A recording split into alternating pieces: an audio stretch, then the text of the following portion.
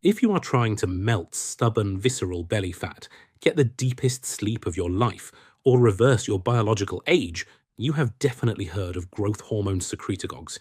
But right now, there is a massive debate tearing the biohacking community apart. Which one is actually better, Tesamorelin or CJC1295? And more importantly, why is everyone on the internet telling you that you must stack them with another peptide called Ipamorelin? I'm Sherif Elgendy, and welcome to Peptide IQ, your home for evidence-based peptide education.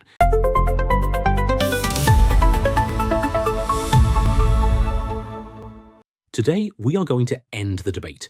I am going to break down the exact biological differences between these peptides, so you stop wasting your money on the wrong one for your goals. But you need to watch this until the end, because later in this video, I am going to expose a massive grey market scam.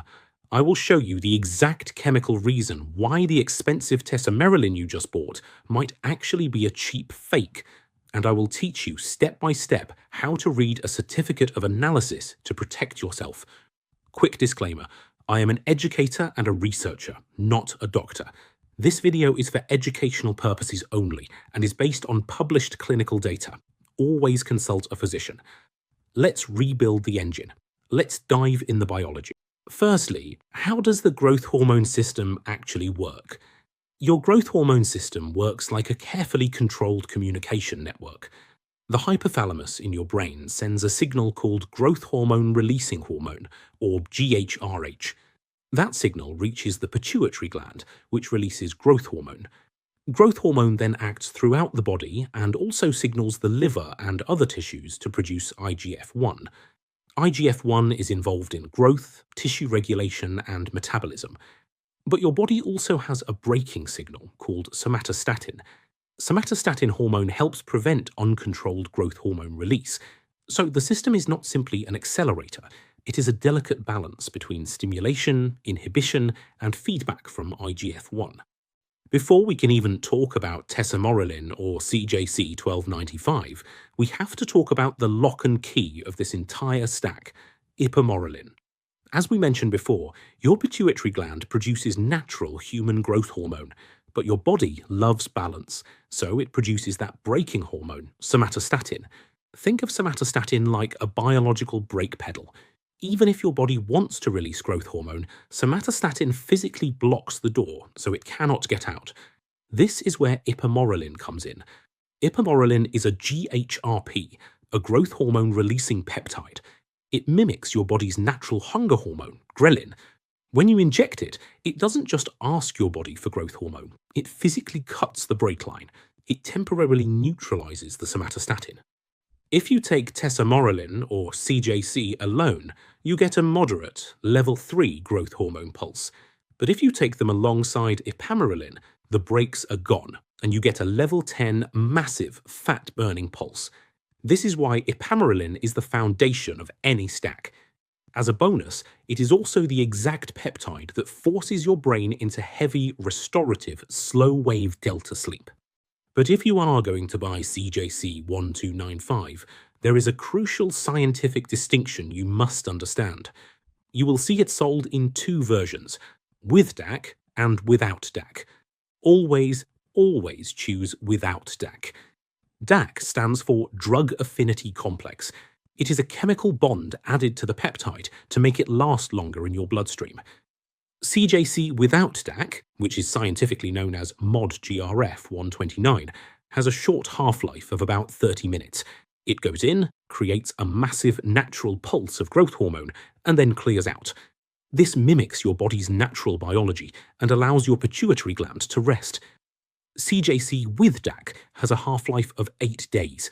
It stays in your blood and forces a constant, non-stop drip of growth hormone, 24 hours a day, 7 days a week. In the medical community, this is called GH bleed. GH bleed destroys your body's natural pulsatile rhythm. It causes severe water retention, and it will rapidly burn out your pituitary receptors, rendering your expensive peptides completely useless. If you are stacking it with Ipamorelin, always ensure your vial says CJC1295 without DAC. So, the brakes are cut. Now we need to press the gas pedal. You have two choices, Tesamorelin or CJC1295. Which one is better? The answer is, it depends entirely on your goal and your budget. They both hit the exact same receptor, but they act very differently. Let's start with CJC1295, without DAC. I call this the daily driver. CJC gives you a very smooth, natural pulse of growth hormone. It is absolutely fantastic for general anti-aging, tightening up loose skin, improving joint recovery, and slow, steady fat loss. The best part? It is dosed in micrograms. That means a single vial lasts a very long time, making it incredibly budget-friendly to run year-round. Then we have Tesamorelin. I call this the sledgehammer. Tesamorelin is biologically biased toward lipolysis, specifically destroying visceral adipose tissue. That is the hard, stubborn fat wrapped around your organs that causes a protruding belly. In fact, Tesamorelin is actually FDA approved under the brand name Egrifta, but for a very specific purpose. Its approved use is to reduce excess abdominal fat in adults with HIV-associated lipodystrophy. That is a condition in which people living with HIV can develop abnormal central fat accumulation. It is not approved as a general weight loss treatment. Clinical trials in adults with HIV-associated lipodystrophy found that Tesamorelin reduced visceral adipose tissue, the fat located deeper inside the abdomen, around the organs. It produces a massive, aggressive spike of growth hormone. But because it is a sledgehammer, it comes with a catch. It is dosed in milligrams, usually 1 to 2 milligrams a day, depending on different factors. That means you burn through vials incredibly fast, making it a very expensive cycle. So, should you take them both at the same time? Absolutely not. Tesamorelin and CJC1295 both stimulate the GHRH receptor pathway. In biology, this is called receptor redundancy. If you inject Tesamorelin and CJC together, they literally fight each other for the exact same parking spot on your pituitary gland. You are just wasting expensive peptides. The golden rule is this: if you want aggressive, rapid belly fat loss, use Tesamorelin. If you want a cheaper, long-term anti-aging maintenance phase, use CJC1295. We also have to mention that Tesamorelin has meaningful risks. It raises IGF-1, and the long-term effects of prolonged IGF-1 elevation remain uncertain. The official prescribing information warns about fluid retention, swelling, joint discomfort, carpal tunnel symptoms, glucose intolerance, and diabetes. It is also contraindicated in certain situations, including active malignancy and significant disruption of the hypothalamo-pituitary axis. Because it is so powerful, you must respect the biology. Now we need to talk about the dark side of the peptide industry. Why are there so many fake vials of Tesamorelin on the market? And why do prices range from £20 to £100 for the exact same vial? One of the theories, it comes down to molecular chemistry. CJC1295 is a relatively short peptide chain. It is 29 amino acids long. It is cheap and easy for a factory to synthesize. Tesamorelin is a monster. It is a 44 amino acid sequence with a highly complex trans-3 hexenoic acid group attached to it. Because Tesamorelin is so difficult and expensive to manufacture, shady grey market vendors will pull a bait and switch. They will buy cheap CJC1295 from China, put it into a vial, print a Tesamorelin label on it, and sell it to you for cheap. Since CJC still gives you a growth hormone pulse, you might never know you were scammed, but you will not get that visceral fat-burning effect you paid for. This is why you must understand how to read a COA, a Certificate of Analysis. If a vendor shows you a PDF on their website that says 99% pure, do not blindly trust it. Anyone can make a PDF in Photoshop. You need to look for independent third-party testing. The gold standard in the industry right now is a lab called Janashik.